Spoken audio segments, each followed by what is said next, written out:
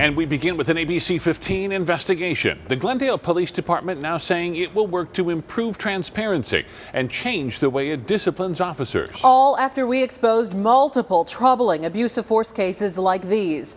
Glendale's promises to get better, they were made directly to ABC 15 investigator Dave Biscobing in the response to his story tonight. Dave's discovered another troubling case. A Glendale cop pointing his gun in the face of a fellow officer inside a police station.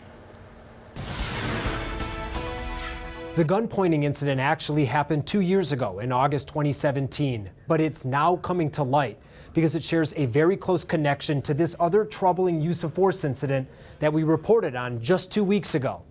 This photo is a reenactment pulled from a 160-page criminal investigation of how a Glendale police officer pointed his guns in the face of a fellow officer. Officer Adam Yates eventually forced to resign for pointing not one, but two guns, his department weapon and a personal one, inside this debrief room at the Glendale Police Gateway substation. The investigation couldn't determine if it was intended as a threat or a joke, but the victim didn't find it funny. And who was Yates' victim? An officer named Joshua Carroll.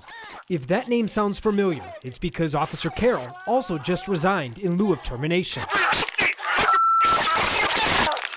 Glendale released body camera footage earlier this month showing Carroll strike and taser a man during a welfare check.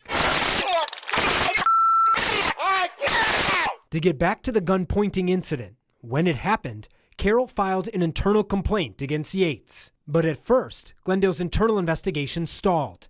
Their report says, even though officers were known at the time to be present, there were no independent witnesses to corroborate Carroll's allegations. That's why Carroll then asked for a criminal investigation.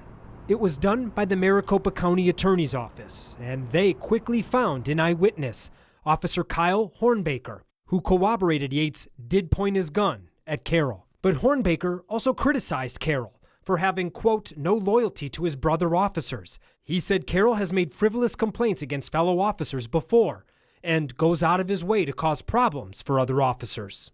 Yates was not criminally charged, although he can never work as a police officer in Arizona again. Now, Glendale denies that his victim, Officer Carroll, was pushed out of the department as retaliation for reporting Yates. I'm investigator Dave Biscobing, ABC 15, Arizona. In a statement to ABC 15, Glendale Police deny having a culture problem, but they now admit the department needs to improve. Here are two important things they're promising. For discipline, they say, quote, we are confident in our policies and procedures, but at the same time, we recognize those same policies have to change to meet the expectations of our community. And for transparency, Glendale says they are, quote, striving to improve, and transparency is one area that we have identified as needing improvement. He once